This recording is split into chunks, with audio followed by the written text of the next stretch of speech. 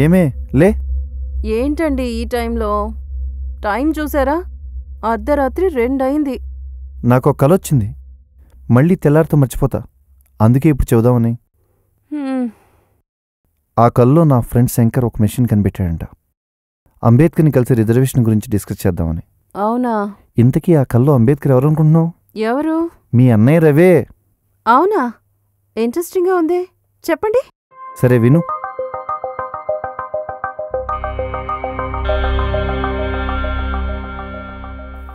నా పేరు అనిల్ భరద్వాజ్. నేను ఈరోజు చాలా హ్యాపీగా ఉన్నాను. ఈ హ్యాపీనెస్ కారణం నేను ఒక మిషన్ కనిపెట్టాను.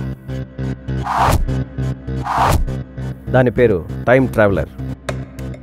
అందరూ కాలంతో పాటు ముందుకు పరిగెడతారు, కానీ నేను ఈ మిషన్ ద్వారా కాలాన్నే వెనక్కు తిప్పబోతున్నాను. నేను ఈ మిషన్ ఎందుకు కనిపెట్టాను అనుకుంటున్నారా? నాకు మంచి ఫ్రెండ్ ఉండేవాడు, చాలా మంచి స్టూడెంట్. 90% స్కోర్ చేసిన ఈ రిజర్వేషన్ సిస్టమ్ వల్ల అతనికి జాబ్ రాలేదు. ఆ బాధతో అతను ఆత్మహత్య చేసుకున్నాడు. దానికి కారణమైన ఈ అంబేద్కర్ని ప్రశ్నిద్దామని ఈ మిషన్ కనిపెట్టాను. సో ఈరోజు నేను ఆ మిషన్ని టెస్ట్ చేయబోతున్నాను. ఏంటి సార్ అర్జెంట్గా రమ్మన్నారు? నీకు విషయం చెప్పాలని. చెప్పండి సార్. నేను ఎక్విప్మెంట్ తయారు చేశాను, దాన్ని టైం ట్రావెలర్ అంటారు. టైం ట్రావెలరా? ఎస్. ఈ టెక్నాలజీ ద్వారా మనం చనిపోయిన వ్యక్తులతో నేరుగా మాట్లాడొచ్చు. చనిపోయిన వ్యక్తులతో మాట్లాడొచ్చా? Is it possible? Wright brothers విమానాన్ని కనిపెట్టకముందు మనం గాల్లో ప్రయాణించగలమని ఊహించగలిగామా? గ్రాహం బెల్ టెలిఫోన్ కనిపెట్టకముందు మనం ఉన్న చోటు నుండే ఎవరితో అయినా మాట్లాడగలమని ఊహించగలిగామా? ఇది అంతే. And I'm sure it's going to work out. అంతా బాగుంది, ఇప్పుడు నన్నెందుకు రమ్మన్నారు?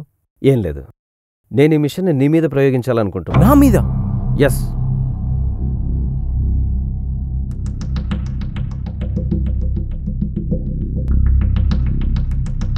సో మిస్టర్ ప్రవీణ్, నువ్వెవరిని మీట్ అవ్వాలనుకుంటున్నావు? గాంధీ గారిని మీట్ అవ్వాలనుకుంటున్నా. ఓకే.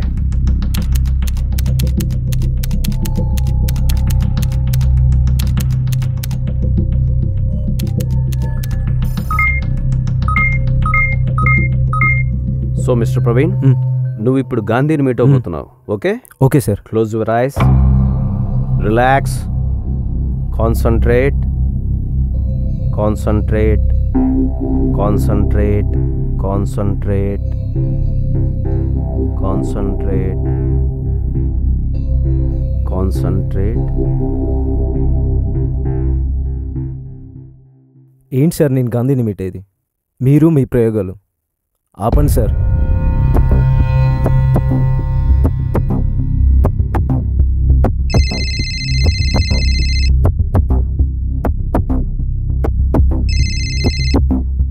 హలో.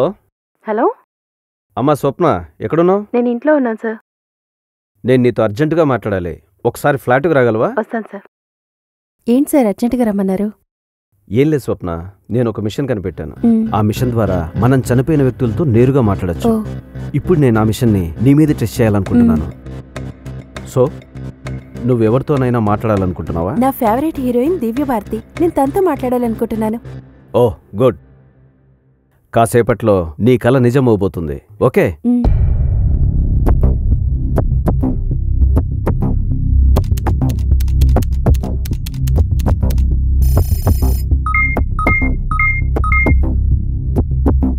సో నువ్విప్పుడు దివ్యభారతిని మీట్ అవబోతున్నావు. Okay? Okay sir. Close your eyes, relax, concentrate, concentrate, concentrate, concentrate, concentrate.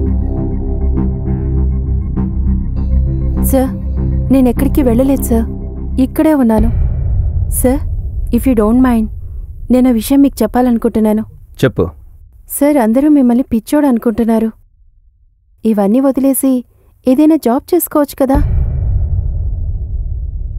సరే సార్, నేను వెళ్తాను.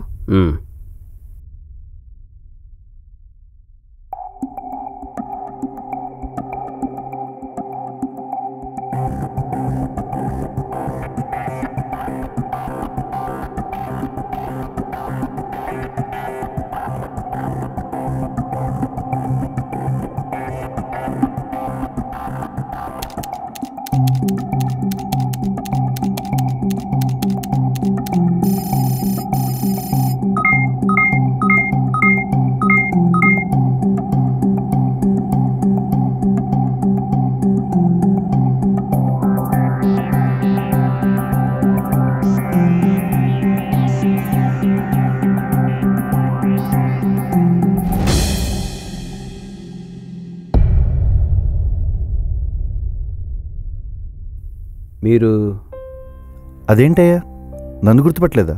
నేనే భీమ్రావ్ రామ్జీ అంబేద్కర్. రా కూర్చో. అయినా ఈ టైం ట్రావెలర్ మిషన్ కనిపెట్టింది నన్ను కలవడానికి కదా? అవును సార్. Anyway congrats. మన భారతదేశంలో టాలెంట్ కొదవలేదని మళ్ళీ నిరూపించావు. Thank you sir. మీరన్నది 100% కరెక్ట్ సార్. మన దేశంలో టాలెంట్కి ఏమాత్రం కొదవలేదు. బట్ మన దేశపు టాలెంట్ని మనకంటే ఇతర దేశాలు బాగా ఉపయోగించుకుంటున్నాయి. అవునా? ఎందుకు? దానికి కారణం మీరే సార్. నేనా? అవును సార్. మన భారత రాజ్యాంగంలో రిజర్వేషన్స్ని ఇంక్లూడ్ చేయడం వల్లే ఈ ప్రాబ్లమ్స్. రిజర్వేషన్స్ ఇంక్లూడ్ చేయడం వల్ల ప్రాబ్లం ఏంటి? మీకు ఎగ్జాంపుల్ చెప్తాను సార్. నా క్లోజ్ ఫ్రెండ్, చాలా పూర్ ఫ్యామిలీ. తనెప్పుడు చదువులో 90% స్కోర్ చేస్తూ ఉండేవాడు. మాతో ఎప్పుడు అంటుండేవాడు జాబ్ రాగానే తన ఫ్యామిలీ ప్రాబ్లమ్స్ అన్నీ సాల్వ్ అయిపోతాయని. కానీ 90% స్కోర్ చేసిన నా ఫ్రెండ్ కంటే 40% స్కోర్ చేసిన రిజర్వ్డ్ క్యాండిడేట్కి ఆ జాబ్ వచ్చింది సార్. ఆ విషయం మాతోనే కాదు, తన ఇంట్లో కూడా ఎప్పుడూ చెప్పలేదు సార్. తనలో తను బాధపడి ఒకరోజు సూసైడ్ చేసుకుని మాకెవ్వరికీ అందనంత దూరం వెళ్ళిపోయాడు సార్. అది నా ఫ్రెండ్ ఒక్కడి ప్రాబ్లమే కాదు సార్, కొన్ని వేల మంది విద్యార్థుల ప్రాబ్లం సార్. అయినా అప్పర్ క్యాస్ట్లో అందరూ ధనవంతులు, లోయర్ క్యాస్ట్లో అందరూ పేదవాళ్ళు లేరు సార్. అప్పర్ క్యాస్ట్లో పూట తిండి కోసం వెతుక్కునే వాళ్ళు చాలా మంది ఉన్నారు సార్. లోయర్ క్యాస్ట్లో కార్లో తిరిగే ఫ్యామిలీస్ కూడా ఉన్నాయి సార్. ఓకే. మా నాన్న టైంలో ఇండియా ఈజ్ డెవలపింగ్ ఎకానమీ అని చదువుకున్నారు.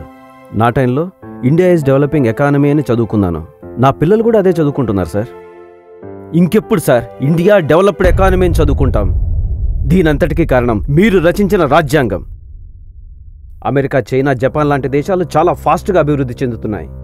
దానికి కారణం ఆయా దేశాల్లో రిజర్వేషన్లు లేకపోవడమే సార్. అక్కడ కూడా ఫ్రీ సీట్స్ ఉన్నాయి, కానీ ఆ స్టూడెంట్ యొక్క మేధస్సును ఆధారంగా చేసుకుని ఇస్తున్నారు. కానీ మన దేశంలో కులాల్ని, మతాల్ని ఆధారంగా చేసుకుని సీట్స్, జాబ్స్ ఇస్తున్నారు. దీనికి కారణం మీరు రాసిన రాజ్యాంగం కాదా సార్? దీనికి కారణం మీరు కాదా సార్? చూడనిల్, మీరన్నారు కదా అమెరికా, చైనా లాంటి దేశాలు రిజర్వేషన్ లేకపోవడం వల్లే అభివృద్ధి చెందాయని. కానీ ఆ దేశాల్లో ఒకటే మతం, కులాలు అసలు లేవు, అంటరానితనం అసలే లేదు. కానీ ఈ దేశంలో ఇప్పటికీ చాలా చోట్ల అణగారిన వర్గాలకి ఆలయ ప్రవేశమే లేదు. ఇంకా ఈ దేశంలో కులాల వారీగానే దేవుని పూజిస్తున్నారు. మన దేశంలో మోర్ దాన్ 50% అణగారిన వర్గాలు గ్రామానికి దూరంగా బతుకుతున్నాయి. ఇప్పటికీ మోర్ దాన్ 70% అగ్రికల్చరల్ ల్యాండ్ అగ్రకులాల వారి చేతుల్లోనే ఉంది.